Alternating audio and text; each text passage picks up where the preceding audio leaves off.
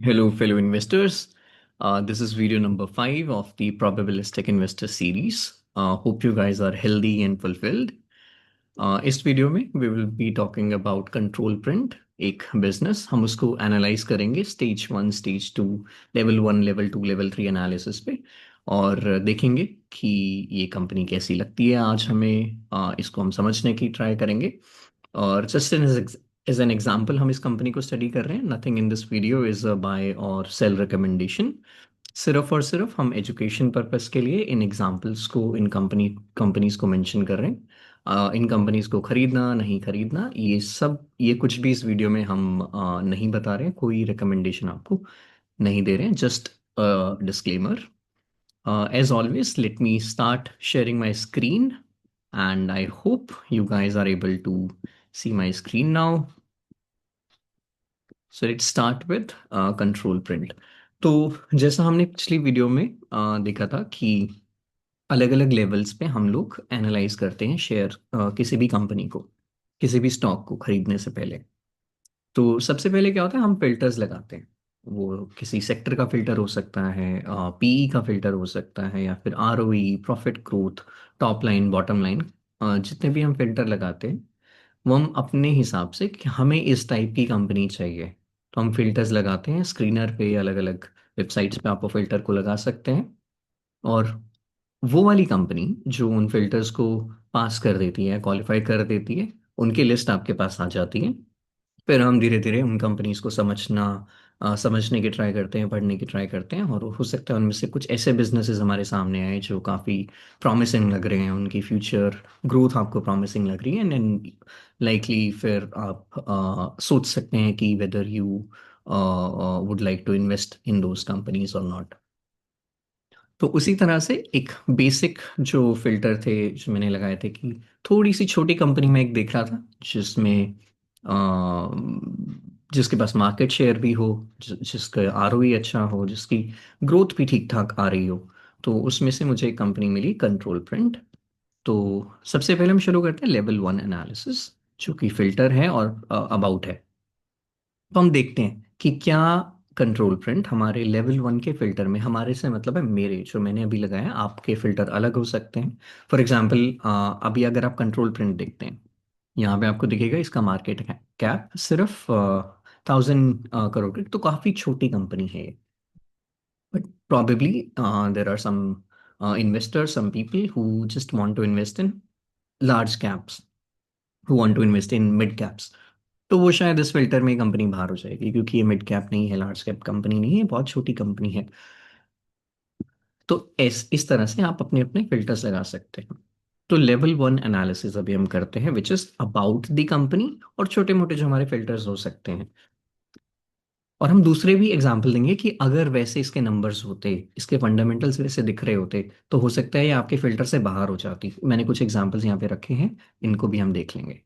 तो एक quick overview हम लेते हैं। मार्केट कैप छोटा है कंपनी का, पीई काफ़ी सस्ती दिख रही है। पीई अगर 11 का है तो मुझे अभी ये काफ़ी सस्ती दिख रही है। इसका हिस्टोरिकल पीई भी हम देख लेंगे, अ, कितना होता था हमेशा से और अब कितना है। लेट्स अज्यूम लास्ट 5 इयर्स का अगर हम देखें यहाँ पे, तो पी ऑलमोस्ट ऑलमोस्ट 15, 16, 17 के आसपास तो इसका होता ही था। अगर आप मीडियन पी भी देखेंगे लास्ट 5 इयर्स में, तो 18.6 का था आज की डेट में, विच इज अराउंड 11।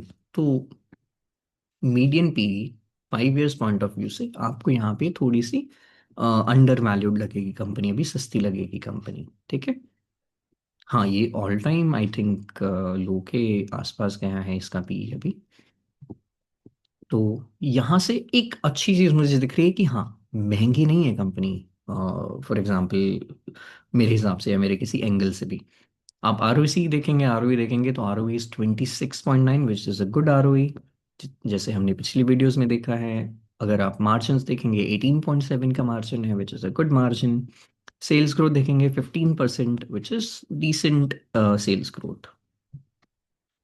तो जस्ट बिकॉज ये नंबर इसके मुझे अभी अच्छे दिख रहे हैं, पीई ठीक ठाक दिख रहा है, ओवर वैल्यूड नहीं है, मार्जिन्स अच्छे दिख रहे हैं, आरओई अच्छा दिख रहा है कंपनी का, डेट भी कुछ खास नहीं है कंपनी के पास, तो इस फिल्टर में ये कंपनी पास हो जाती है, इसलिए अब मैं और इस कंपनी के बारे में पढ़ना चाहता हूँ।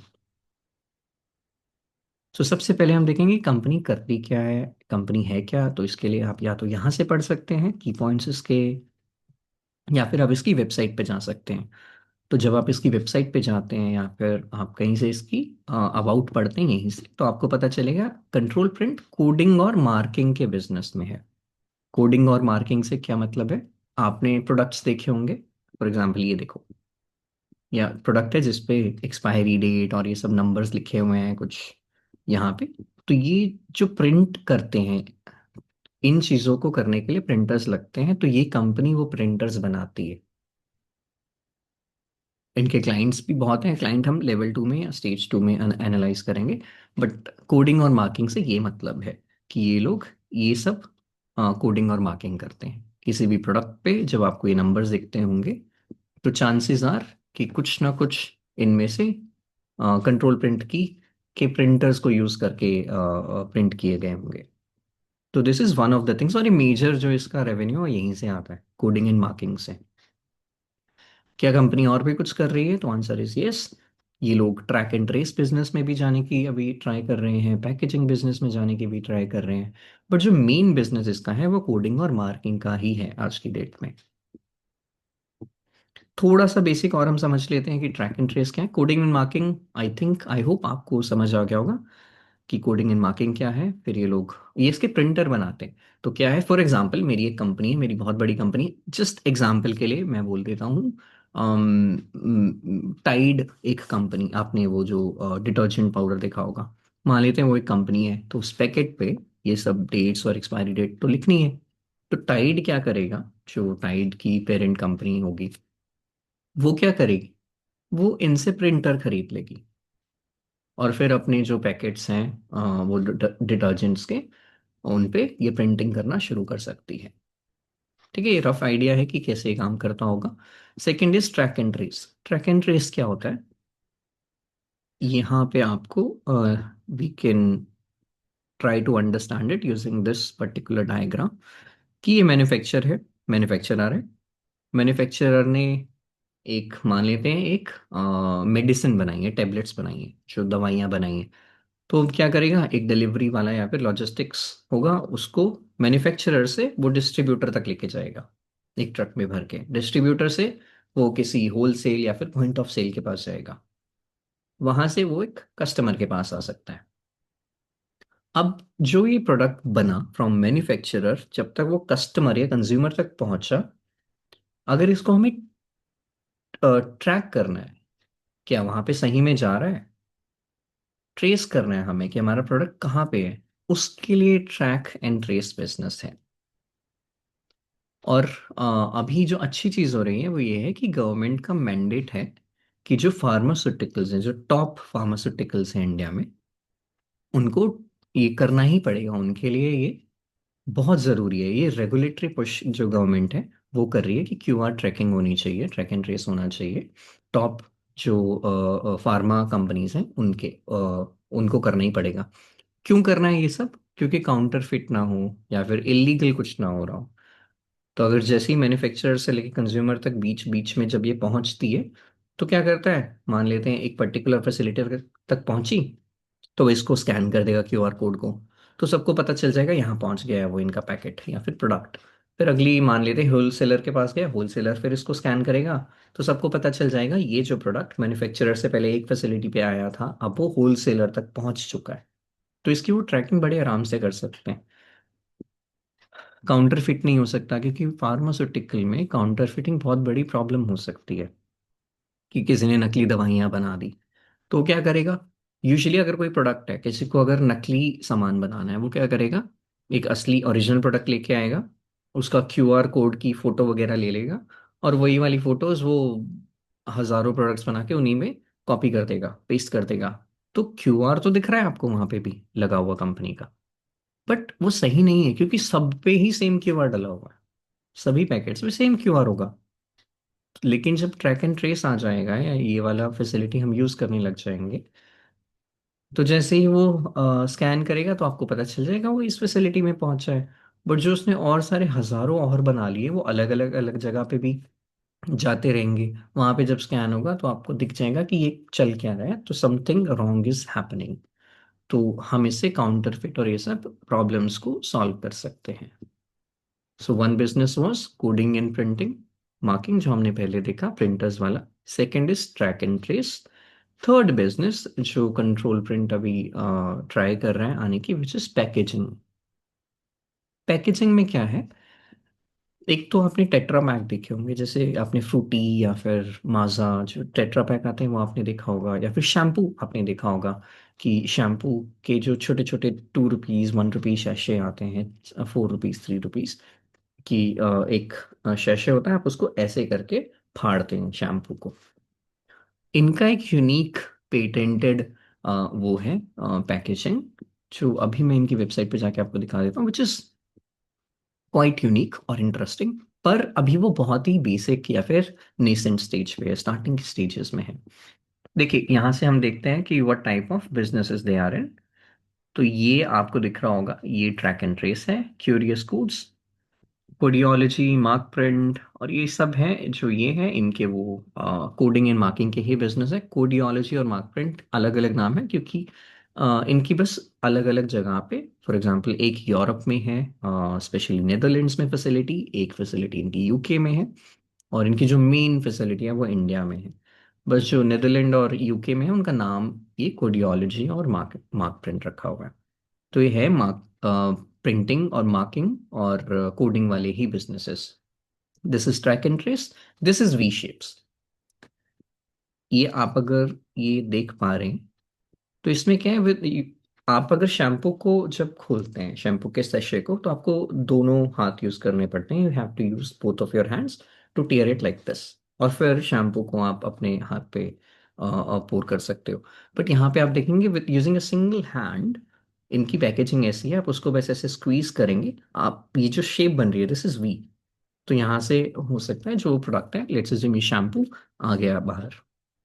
तो ये इस पैकेजिंग में पेटेंटेड, इनका पेटेंटेड सिंगल सर्व पैकेजिंग है, जिसमें ये अभी ट्राई कर रहे हैं। यहाँ पे आप देख सकते हैं कि कैसे ये काम करता है। आप इनकी वेबसाइट पे जाएंगे, आप इसके बारे में और भी ज़्यादा देख सकते हैं, which is quite unique and astonishing कि क्या चल रहा है ये अगर ये काम कर जाता है तो। बिकॉज बट अभी ये बहुत ही स्टार्टिंग के स्टेज में है।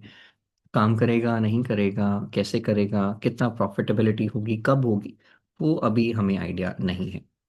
और जो इसका टोटल रेवेन्यू भी है उसमें भी आपको दिखेगा कि अभी जो मेन रेवेन्यू है अराउंड 95% जो उसका रेवेन्यू है वो कोडिंग और मार्किंग वाले बिजनेस से ही है, प्रिंटर से ही है एक तरह से। सिमिलरली जो इनका दूसरा बिजनेस भी है which is track and trace, उससे भी कुछ खास अभी रेवेन्यू नहीं है। तो मेजर जो इनका कैश का हुआ है, जहाँ से इनको पैसा आता है इनके गले में, वो है कोडिंग, जो प्रिंटर वाला है, इनका प्रिंटिंग वाला बिजनेस। तो हमने एक बेसिक मोटा मोटी देख लिया कि व्हाट इज कंट्रोल प्रिंट। ठीक है, ये प्रिंटिंग प्रिंटर्स में है, for example coding and marking में है, जिसमें प्रिंटर सप्लाई करते हैं अलग अलग बिजनेसेस को।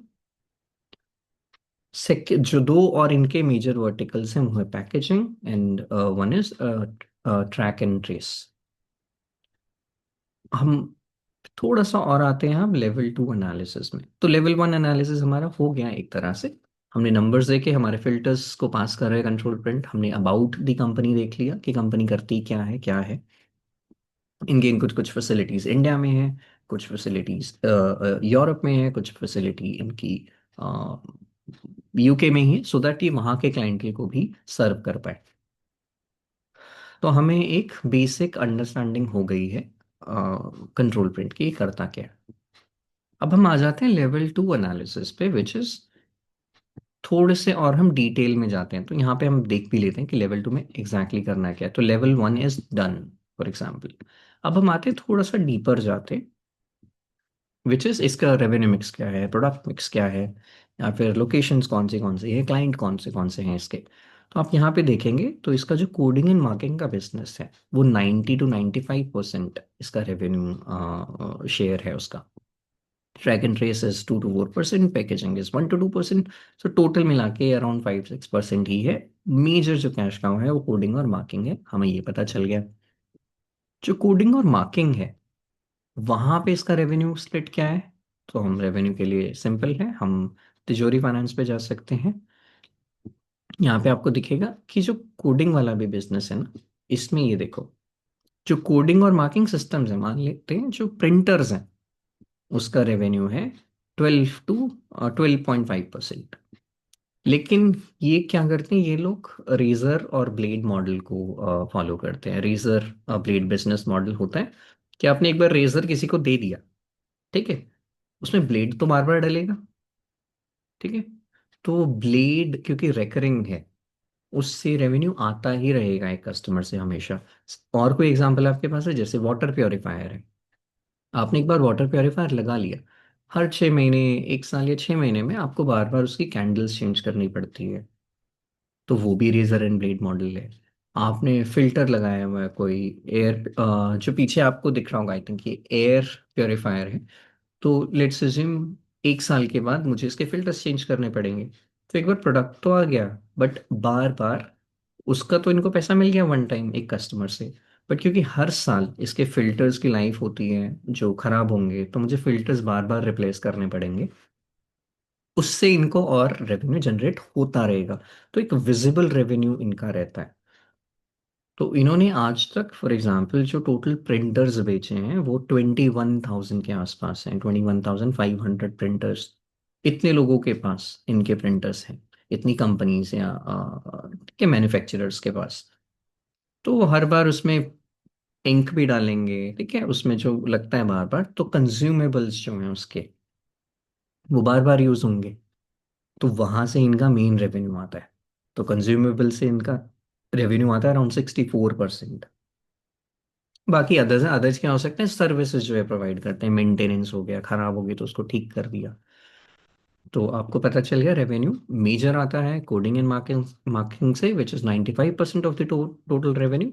उस 95% या फिर उसमें भी ब्रेकअप आपने देख लिया कि किस चीज से आता होगा। जो ये प्रिंटर्स बेचते हैं उससे 12% के आसपास आता है, 65% के आसपास जो प्रिंटर्स ऑलरेडी बिक चुके हैं उनमें जो कंज्यूमेबल है, जो बाकी चीज़ों में डलती रहती है बार बार, इंक हो गया और स्पेयर पार्ट्स हो गए, उनसे बाकी रेवेन्यू आता है मोस्टली, विच इज 65%। बचा हुआ आता है सर्विसेज से, अदर सर्विसेज से। तो हमें और थोड़ा सा इन डेप्थ पता चल गया इसके रेवेन्यू ब्रेकअप के बारे में। क्या और मैं देख सकता हूँ? यस, मुझे तिजोरी फाइनेंस पे थोड़ा सा और नीचे जाएंगे तो मुझे पता चलेगा इसके कंपेटिटर कौन कौन है। तो यहाँ पे आप पहले इसका कस्टमर देख लेते हैं। एसीसी आपने सुना होगा, सिप्ला बहुत बड़ा फार्मा जो जायंट है वो इसका कस्टमर है। कोलगेट आपने सुना होगा, वो इसका कस्टमर है। डॉक्टर रेड्डी इसका कस्टमर है। ग्लेनमार्क इसका कस्टमर है। हिंदुस्तान मोटर्स, आईटीसी, मैरिको, ठीक है, मैरिको आ गया, Cadbury, Parle agro, Godrej, Britannia, ये सब इसके कस्टमर्स हैं। आप व्यू मोर करेंगे आपको और कस्टमर दिख सकते हैं।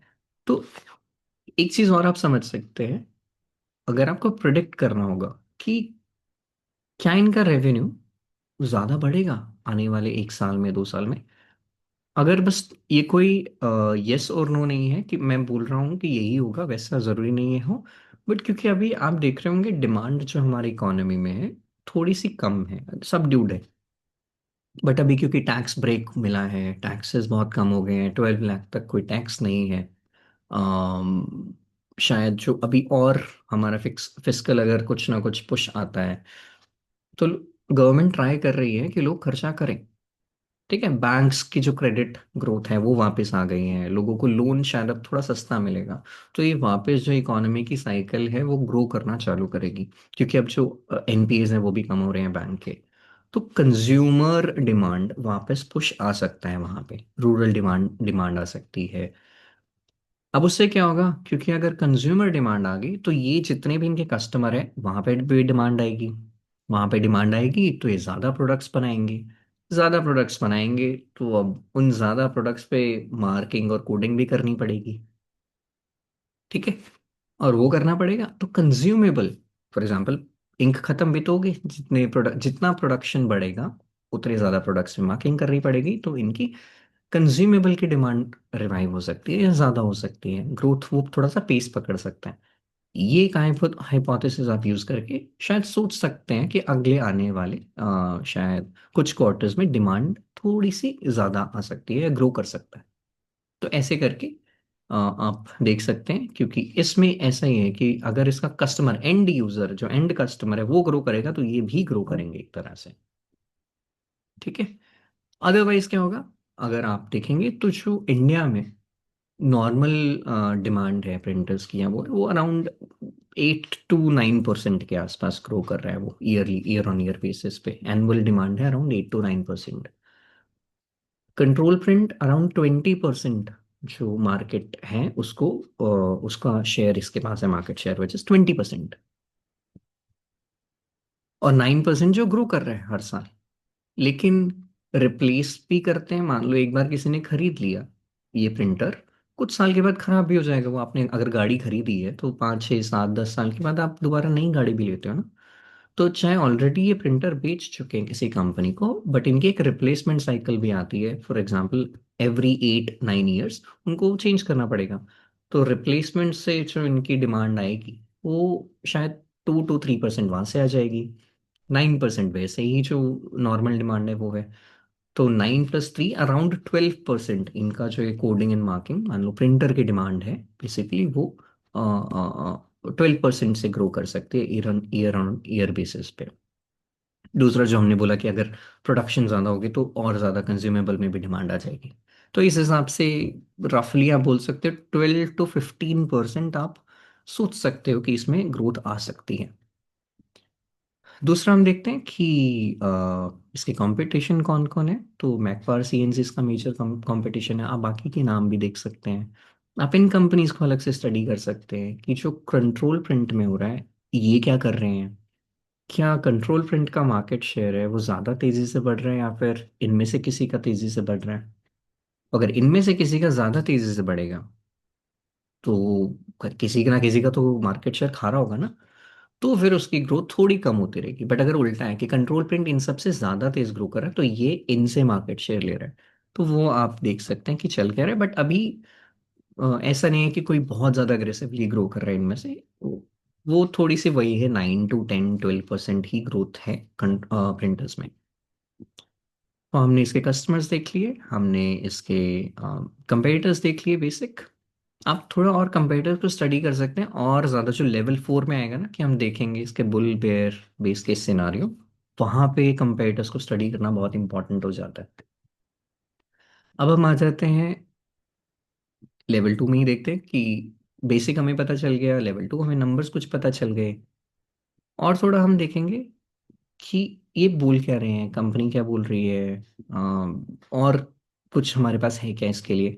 अच्छा, एक और चीज़, इंडिया में सिर्फ एक ही है जो made in India, for example India में मैन्युफैक्चर करता है इन प्रिंटर्स को। एक ही कंपनी है विच इज कंट्रोल प्रिंट। ठीक है।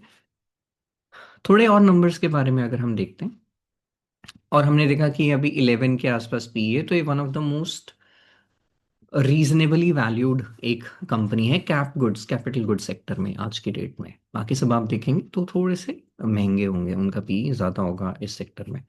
कंट्रोल प्रिंट फिर भी एक रीजनेबली वैल्यूड है आज भी। रेजर ब्लेड बिजनेस मॉडल ही फॉलो करते हैं, हमने देख लिया है, उसका एग्जाम्पल भी देखे थे।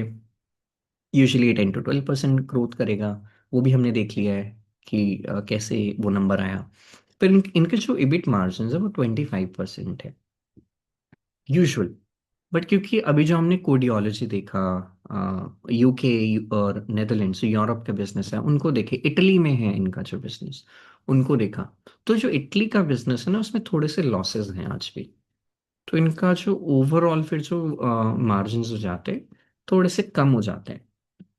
क्यों? क्योंकि जो लॉसेस इंटरनेशनल बिजनेस में है, उसकी वजह से तो 18 और 19% वो हो जाते हैं। तो हमें बहुत ज़रूरी है हम ट्रैक करते रहें कि वो जो इंटरनेशनल बिजनेस है स्पेशली जो इटली वाला है उसमें लॉसेस हैं वो कम हो रहे हैं क्या धीरे धीरे। और आप इनकी मैनेजमेंट कमेंट्री देखेंगे तो हाँ, आंसर है यस। वो अभी ब्रेक इवन होने वाले हैं काफ़ी जगहों पे। तो इनके लॉसेस कट हो जाएंगे, जो नुकसान हो रहा है वो थोड़ा कम होगा। तो अब लॉसेस कट होंगे तो क्या होगा, इनका फिर वापस से मार्जिन इंप्रूव हो जाएंगे। ठीक है, यहाँ पे वही है टॉक्स इन जो कॉन कॉल्स में ये बातें कर रहे हैं वो वही है कि some of the international businesses are breaking even. तो जो मार्जिन नॉर्मलाइजेशन है उसकी तरफ ये वापस आ जाएंगे। रिप्लेसमेंट ये हम डिस्कस ऑलरेडी कर चुके हैं कि रिप्लेसमेंट रेट होता है इसका एक, और नॉर्मल जो ग्रोथ है वो भी होता है। इसके बाद हम देखते हैं प्रिंटर की ग्रोथ।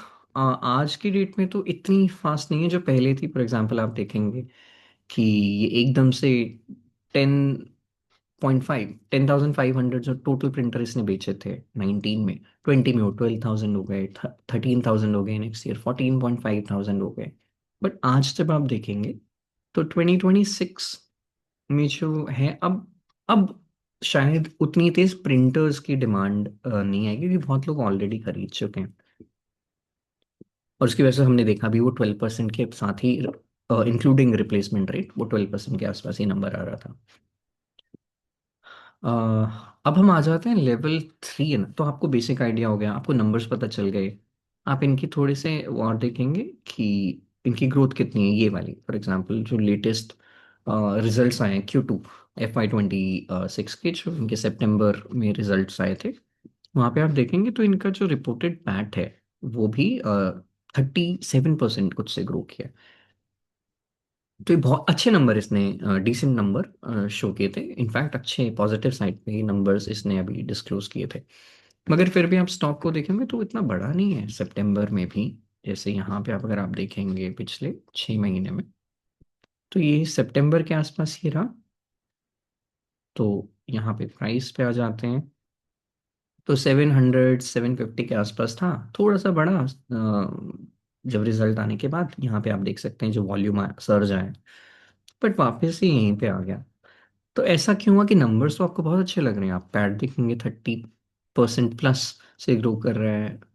उसका रीजन है बहुत कुछ कि रेवेन्यू इतनी तेजी से ग्रो नहीं करेंगे, मार्जिन इंप्रूव हुए हैं इसलिए पैट ज्यादा दिख रहा है। बट जो सेल्स अगर आप देखेंगे तो single digit, higher single, lower double digit 10-11% से ही ग्रो किए हैं। दूसरा, इनको जो टैक्स ब्रेक मिलता था, बेनिफिट्स मिलते थे जीएसटी के, वो अभी खत्म हो चुके हैं। अभी आई थिंक 2025 दिसंबर के आसपास ही वो खत्म भी हो चुके हैं। तो अब जब नया ये वापस रिपोर्ट करेंगे अपनी रिजल्ट्स, तो उसमें इनको टैक्स का बेनिफिट जो मिल रहा था वो खत्म हो चुका होगा, तो आपके जो प्रॉफिट्स हैं वो शायद कम दिख सकते हैं। जो यूजुअली इन्फ्लेटेड थे बिकॉज टैक्स कम था। कितना कम था क्या था वो आप देख सकते हैं और ज़्यादा डिटेल में जाके। इनकी गुवाहाटी की एक फैसिलिटी है, वहाँ पे इनको इनपुट फॉर एग्जांपल प्रॉफिट वो मिलता था, बेनिफिट मिलते थे। तो यहाँ आपने रिजल्ट रिजल्ट भी ठीक ठाक दिख रहे हैं यहाँ से। बट वही आपने देखा कि फिर दिखा क्यों नहीं, एक तो मार्केट्स जो नॉर्मली इतना ग्रो कर ही नहीं रही हैं, अभी म्यूटेड मार्केट है ओवरऑल, मार्केट ब्रेड्थ जो है या मार्केट लेवल पे। दूसरा, इतनी ग्रोथ दूसरी कंपनीज है उसमें भी नहीं आ रही है। थर्ड फैक्टर वही कि टैक्स ब्रेक्स हैं इनका, वो अब नहीं मिलेंगे, तो ओवरऑल प्रॉफिट में थोड़ा सा नेगेटिव इम्पैक्ट आ सकता है फ्यूचर रिजल्ट्स में। तो ये सारे रीजंस को लेके शायद इसका भी ऐसे कोई जो चार्ट है वो बहुत ज़्यादा अपसाइड आपको नहीं दिख रहा होगा वहाँ पे। इनका थोड़ा सा हाईलाइट है उस रिजल्ट का, आप देख सकते हैं कि ईयर ऑन ईयर जो रेवेन्यू 9.5% से बढ़ा है। जो प्रिंटर्स हैं यहाँ आप देख सकते हैं 21,500 प्रिंटर्स हो गए हैं। इंस्टॉलेशन जो टोटल है अराउंड 60% जो इनका रेवेन्यू था वो कंज्यूमेबल से आया था, 14% प्रिंटर सेल से आया था, 9% स्पेयर पार्ट से आया था। ये वही है जो हमने वहाँ पे अभी तिजोरी फाइनेंस पे भी देखा था। बाकी जो है कंट्रोल प्रिंट ने इबिटा मार्जिन क्योंकि इसके इम्प्रूव हुए, क्योंकि जो इनका बेट प्रोडक्ट मिक्स है वो इम्प्रूव हुआ होगा। और वो कैसे इम्प्रूव होता है, इसके आप जब देखेंगे प्रिंटर्स ना अलग अलग टाइप के हैं। तो अगर ये हाई एंड प्रिंटर बनाते हैं, ज़्यादा और मॉडर्न अच्छे टेक्नोलॉजी वाले हाई टेक प्रिंटर्स बनाते हैं, तो उसमें मार्जिन ज़्यादा होते हैं। तो इन्होंने जो लेज़र प्रिंटर्स हैं उसमें यूजुअली ज़्यादा मार्जिन है एज कम्पेयर टू दूसरे प्रिंटर। इसकी वजह से इनके जो मार्जिन है वो अभी इम्प्रूव हो रहे हैं। तो आई थिंक लेवल 2 में आपको काफ़ी और समझ आया होगा कंट्रोल प्रिंट के बारे में। ठीक है, अब हम आ जाते हैं लेवल 3 में। लेवल 3 का मतलब कि आज क्या चल रहा है, हमने बेसिक रिपोर्ट्स तो देख ली, रिजल्ट देख लिए, बट और मैनेजमेंट क्या बोल रही है। तीन आपने देखे, इनके बिजनेसेस जो मेन मेन है, कोडिंग और मार्किंग वाला। दूसरा, इनके जो बाकी दो हैं उनके बारे में काफ़ी क्वेश्चंस पूछे गए कि क्या चल रहा है पैकेजिंग में, क्या चल रहा है, और जो trace in tracking and tracing वाले में उसमें क्या चल रहा है, उसके बारे में आप यहाँ और देख सकते हैं थोड़ा बहुत।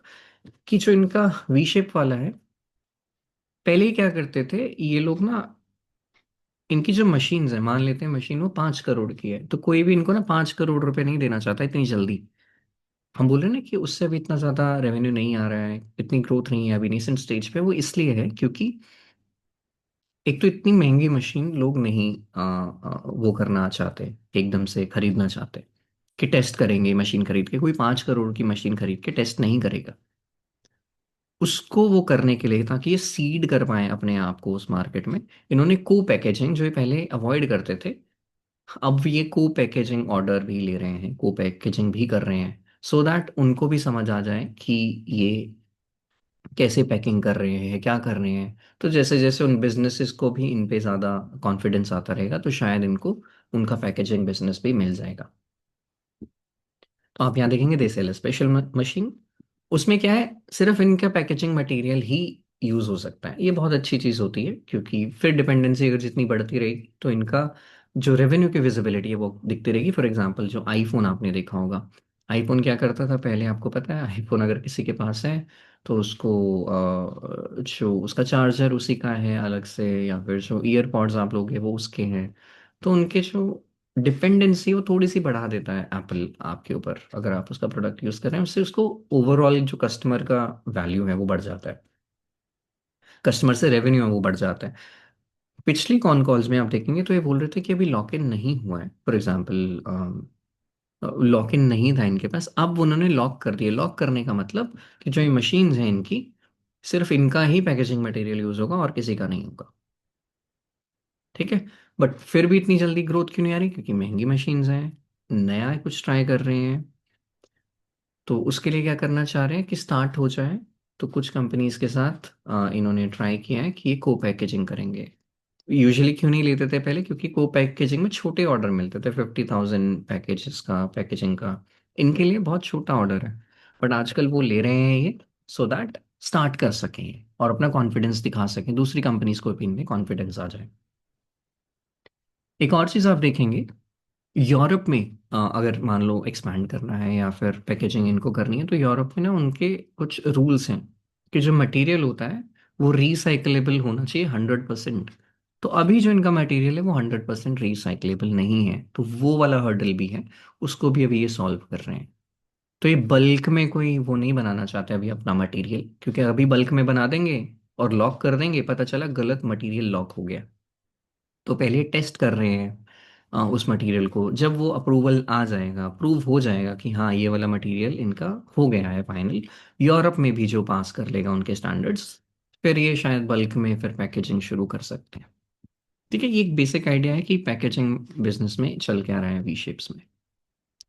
यहाँ पे आप देखेंगे once you buy it you are locked in. तो ये बहुत अच्छा है जो अभी हमने बात भी की कि इन्हीं का ही मटेरियल यूज होगा। ऐसा नहीं है आपने इनकी मशीन ले ली पैकेजिंग वाली और कोई दूसरा मटेरियल यूज कर रहे हो आप। ये उसी के बारे में एंटर टिकट है, फिर रिपीट बिजनेस आता रहेगा, वही रेजर और प्लेट मॉडल। दूसरा हम देखेंगे, इनके पास पेटेंट है, जो इनका मशीन का है उसमें पेटेंट है, जो पैकेजिंग मटेरियल है उनका पेटेंट है। डेट्स है यहाँ पे 2036 तक, 2044 तक। उसके बाद यही है कि अभी जो हमने बात की कि प्रॉब्लम क्या है, क्योंकि मशीन्स थोड़ी सी एक्सपेंसिव है, इनकी 5 CR की है बिग मशीन, 1.8 CR की है स्मॉल मशीन्स। तो जो कस्टमर है वो ये बोलते हैं कि पहले मैं देख लूँ एक बार कि ये इतना पैसा खर्च अगर मैं कर रहा हूँ तो ये सही में काम करते हैं या नहीं इनकी पैकेजिंग। तो अडॉप्शन थोड़ी सी स्लो है, बट बहुत प्रॉमिसिंग है काफ़ी। अगर ये हो जाता है तो इनका एक और सोर्स ऑफ रेवेन्यू आ सकता है, और इसके लिए इन्होंने को पैकिंग भी स्टार्ट कर दिया अभी अलग अलग बिजनेसेस के साथ। इनके पास दो एक बहुत बड़े बिजनेसेस भी हैं जिनकी ये बात कर रहे थे अभी, कि इनको बहुत ही बड़े बिजनेसेस मिले हैं, विच इज वो ट्रैक एंड ट्रेस में है। ठीक है, ये है टेस्ट द पैकिंग मटेरियल। हाँ, पहले को पैकिंग करेंगे, कंज्यूमर रिस्पॉन्स देखेंगे, और फिर उसके बाद शायद जो कस्टमर है वो अपफ्रंट इन्वेस्टमेंट करने की सोचेंगे। ये हो गया, आई थिंक हमने ये डिस्कस कर लिया ऑलरेडी। ये भी डिस्कस कर लिया, आप और देख सकते हैं इसको। इसमें मटेरियल में आपको और भी देखना पड़ेगा कि मटेरियल है उसकी पैकेजिंग की कॉस्ट कितनी है। तो अगर ऑलरेडी जो है सैशे या फिर उनकी कॉस्ट है, मान लेते हैं 50 पैसा और इनकी है 1 रुपी, तो कोई इनका पैकेजिंग क्यों यूज़ करेगा, क्योंकि उनको महंगा पड़ेगा। तो वो कॉस्ट भी इनको अल्टीमेटली नीचे लानी पड़ेगी। उसका एक जो कुछ कुछ बातें लोग या क्वेश्चन पूछ रहे हैं उसमें ये भी होगा कि आप वो जो मटेरियल बना रहे हो इंडिया में बनाओ, इंडिया में बनेगा, सस्ता बनेगा।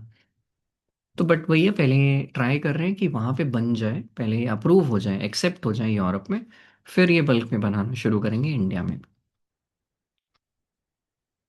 तो ये this is the management stance on this particular point कि till everything is proven nothing is proven.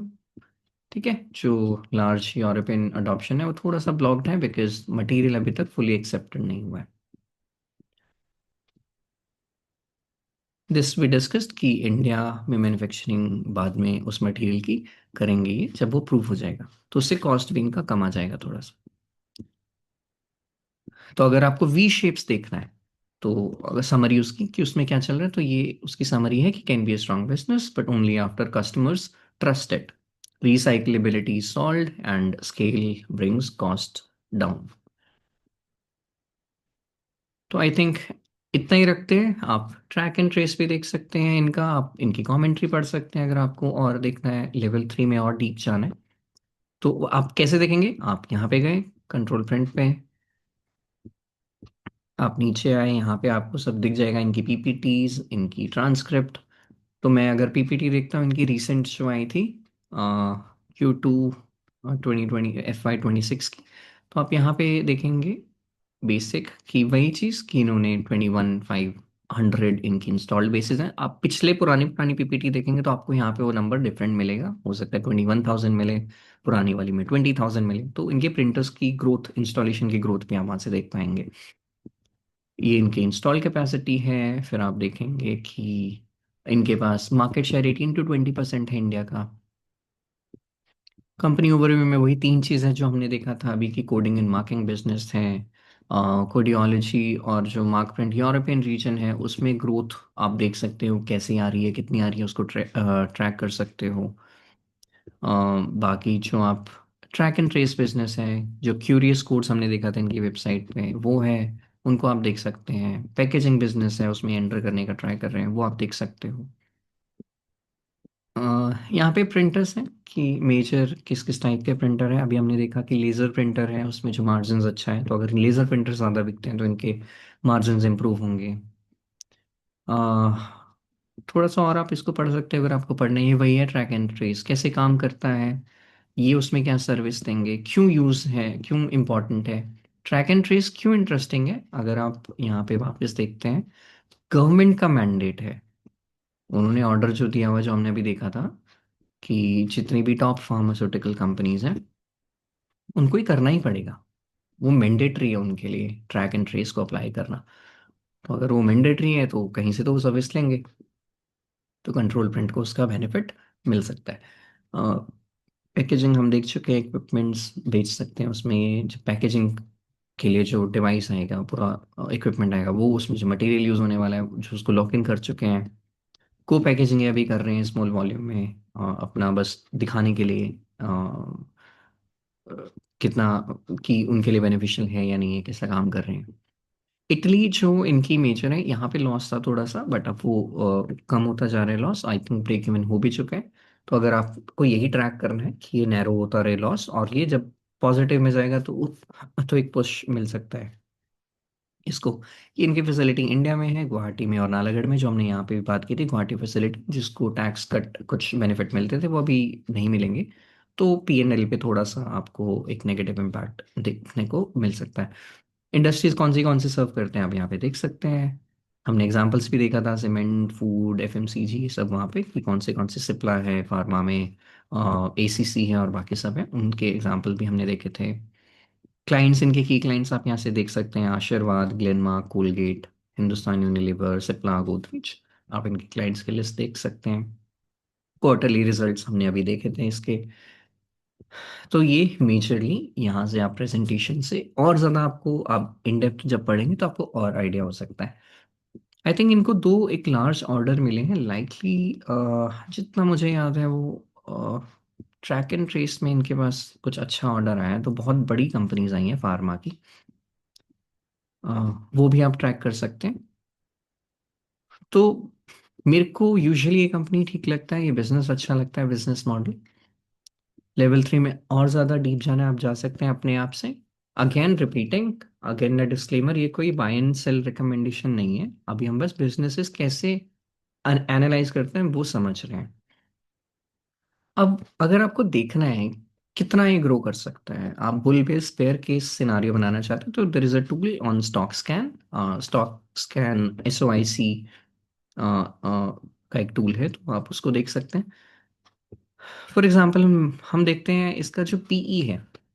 Full 50 तो बहुत ज़्यादा हो गया। हमने जो देखा था कि 20 का इसका बेस पी रहता था, ऑलमोस्ट 18 20 का, तो 18 में बेस लगा देता हूँ, तो बुल में लेट्स 30 का इसको पी अगर मिल जाता है।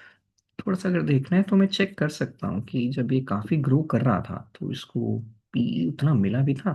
तो 35 का पी गया हुआ है इसका, ऑलमोस्ट 30 के आसपास पी गया हुआ है।